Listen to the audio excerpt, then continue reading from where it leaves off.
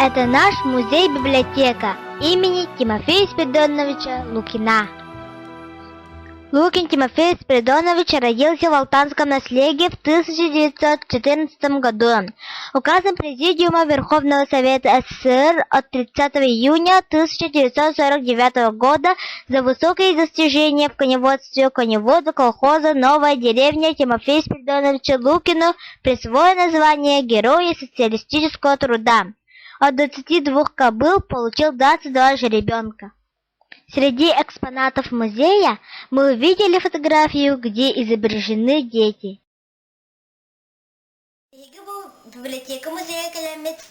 Историю фотографий мы попросили рассказать заведующую музея Андрееву Анну Ксенофонтовну. Эту фотографию дал местный краевед Артемьев Алексей Алексеевич. Фотография принадлежала Неустроевой Марии Иннокентьевне. Она стоит на заднем плане справа. В 1942 году детей спасли от голода, открыв приют. Эта фотография рассказывает о детях войны. Перед нами пожелтевшая фотография августа 1945 года. Дети колхоза «Октябрь» рядом со своим воспитателем. Их лица не по-детски серьезные. В тылу наравне со взрослыми работали они, не покладая рук, приближая победу.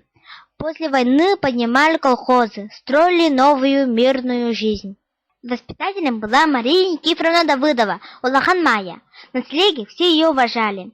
Она была всем как мать, сестра. Мария Никифоровна была заведующей на животноведческой ферме, была лучшей дояркой и телятницей. В 1945 году колхоз «Октябрь» занял первое место по выращиванию крупного рогатого скота в республике и был награжден переходящим красным знаменем. Мария Никифоровна приняла участие во всесоюзной выставке народного хозяйства в Москве, получила орден «Знак почета». Награду вручил сам председатель Верховного Совета СССР Михаил Калинин.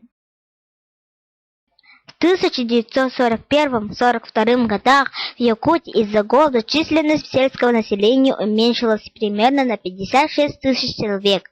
В эти годы председатель колхоза «Октябрь» Семен Алексеевич открыл детский сад в местности Кюрчах в доме богача Белджа, тем самым спас детей от голода.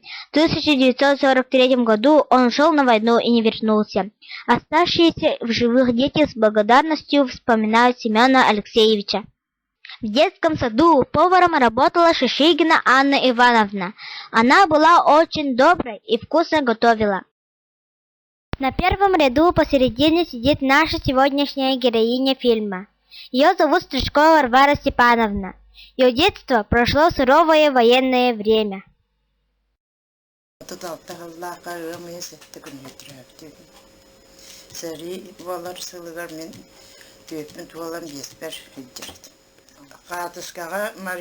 Я родилась 7 мая 1936 года.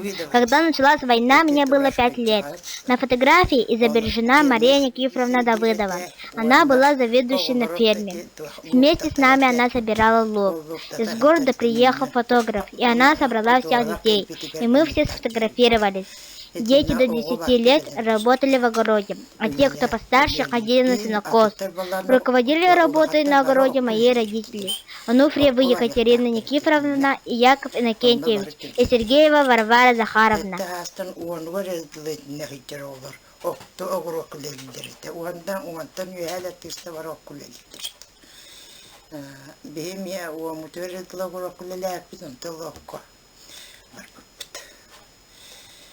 Onda ülelətəşçi, Anufriyeва Екатерина Никифоровна deyən, Anufriyev Yakov Nikentьевич deyən, мен ағам оны нем, онна Сергеева Варвара Захаровна deyən ete qoğuma her gəyəbdə mağmalar edi. Üst qıcağız ülelətəşçi beyini. Oğurluqqa. Sette asmın tuğalan baramın sərigən müyer. Oğurluq qılələbit, barı hette hasta. Tüyünü tüy bakka, günü solar bakka. Tüyün oğurluqqa uğu kutar edibit. Kapista, markop, doğuk, tabak. Tabak, hebidək tabak ünərir edibit. Onda mer tuğ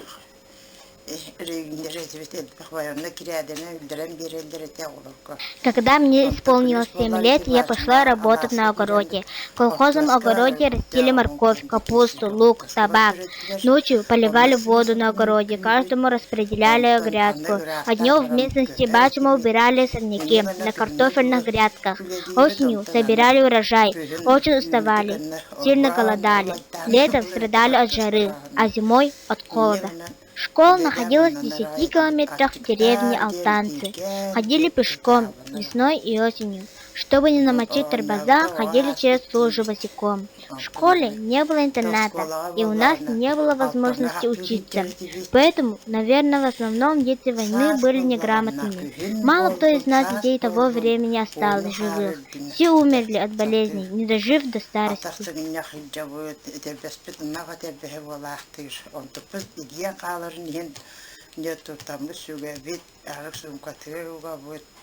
Девуанна атақсырына кедер барар дебді.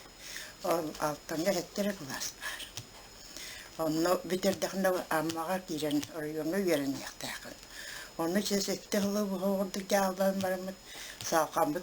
Оны бігінен оларда шиддері хуақ, жондар бұд, ол жын веренек бар, батақ бұд бары қалбық бұд, еріқтір. Қолға сөйлейттір бол бұд. Оны антон Yüksübü tüverhak bol buta, o buğunu kar kehemmet, sötel bolanlar elbittere. Bilgin bu ayas ayak yakalı bitti, bitti.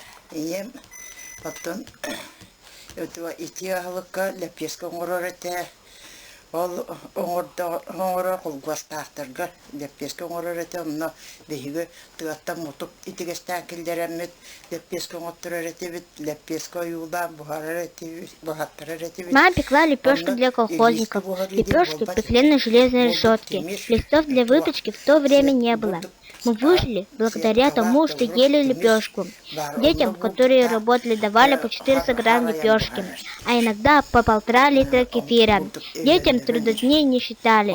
Только когда исполнилось 16 лет, зачислили в колхоз. 400 грамм лепешки берилер, үлелер олырға. Ол енді 400 грамм лепешки бары үлелер. Арық балларына келен ары хорап берілер. Onu kim öleli rahır öleleve de havat denir. Yol leppeske vaziyir. Öleli. Anlatıran onu valla bir kulların günü diye nakbattır evet gönler bu tora ağallar. Bir 16 bütün et olup bugün kolgosta. Onu da ontuk da seriye meğer kolgosta aktar. Kolgoska ki hasırda hettetten ölüge varallar. Во время войны рабочий день начинался с 8 часов, заканчивался в 9 часов вечера. Родители наши сильно уставали, часто ходили голодными, потому что лепешку, которую сдавали, приходилось делить с детьми. Только те, которые работали, получали лепешку. После работы, кое-как поев, ходили заниматься военной подготовкой.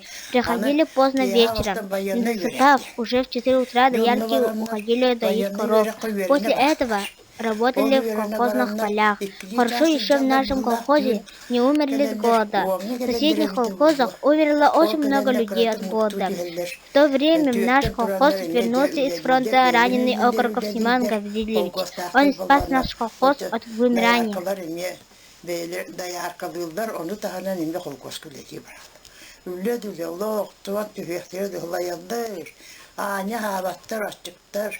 Önürüktük şulayan gördün oktubut diye. İyi gümüş yerine dağdı. Hatta bir kolgoska ulağında korkuyan ölüyor hadi. Bu büteyde kolgoska кампания колгоспа. Вторая мировая война подвергла суровому испытанию напрочь на всю нашу страну. Люди, пережившие эти тяжелые годы, могут по праву сказать о себе. Мы поколение победителей. Победа была обеспечена единством фронта и тыла. Все население страны объединялось для достижения одной общей цели – защитить Родину, уничтожить агрессора. Об этом мечтали мальчики и девочки и на далекой Якутии. Во время войны на их плечи легли далеко не детские заботы. По мере сил участвовали в уборке урожая.